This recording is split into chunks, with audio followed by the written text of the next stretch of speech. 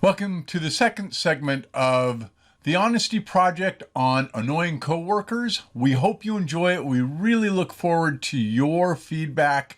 And if you like it, give it a thumbs up and subscribe. We appreciate it. Here's segment 2.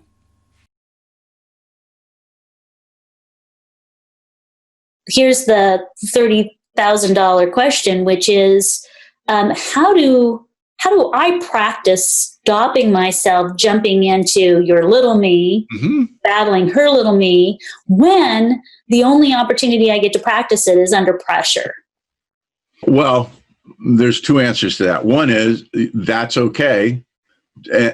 I guess the first thing I want to say is you hit it right on the head. This is about practice, right? I recognized over time is that it is about practice. One of the things when we have little me thinking, we tend to see in black and white. So, well, I don't want to be this way. I want to be that way. And my answer is, well, you're going to have to practice your way over there. So and I think that's the beauty of what I'm trying to bring to people is to give them a model to be able to practice in the moment, to understand that it's natural for them to be up in little me land, and that with practice, they'll figure it out. It takes time, but it's practice. So if we give ourselves the room to do that practice and to say, okay, my next time that I have a conversation with this person, and here's the other answer in terms of I can only do it when I'm having the conversation. That's actually not true. You can practice just a little bit what you want the next conversation to be like so that you have the ability to start to increase that space between stimulus, you're doing this all wrong, and response, hey, I understand that you feel that way. Your conversations with me have made it really clear that you're not at all happy with this. And I need you to either explain to me why you're having such a hard time with this in a way that I can understand. And then maybe we'll come to an agreement on what that should be, or we won't, because both are possible. And then let's take it to the boss and talk about both perspectives and see what we can come up with. One of the things that I think is really fascinating about being in little me land is we feel like a victim. We don't feel heard. We feel powerless. And because those are the ways we feel, that's the way we behave. We literally, this woman, she has literally gone through this in her head multiple times without realizing it. I'm going to tell our vendor what the hell is what, right?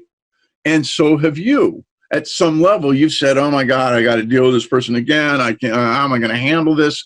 And so part of what I think the practice is to literally write down, man, oh man, I'm having a hard time with this person. And here's where I'd really like it to go. And then see if that starts to change your behavior in terms of going automatically into little me land.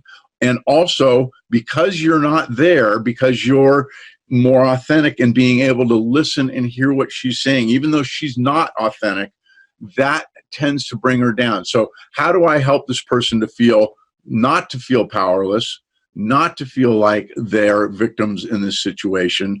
And a lot of times that's just simply listening.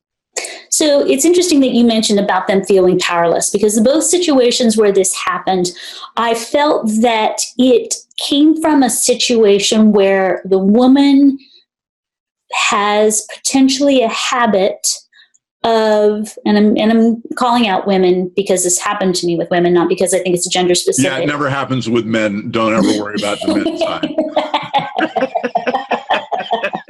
We're all perfect. So I feel that they are using the strategy to show competence, yes, and to clear immediately as much as possible conflict and that's a bad word to use, from their environment. If they come in like a bulldozer, they basically do bulldoze people away from them, and then their strategies have a higher opportunity of in their mind immediately being chosen, because nobody wants to deal with their bitchy asses. So that's one of it. So that's an interesting aspect of powerless, because in some ways when I listen to you talk about powerless, I hear defensiveness. I hear fear. I hear fear that, you know, they're going to not be respected, fear that they're going to lose what's the word I'm looking for? Their sense of agency.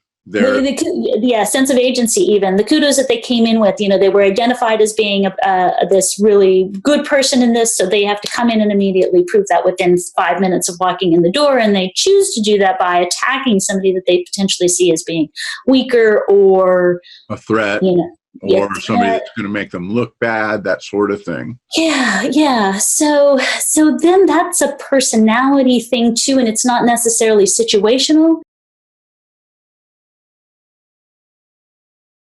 Thanks for watching. We hope you really enjoyed this. We look forward to your feedback. If you think we missed something or there's something we should be thinking about, we want to know what you think. Leave us a note in the comments, and if you liked it, please give us a thumbs up, and subscribe. Thanks. Take care.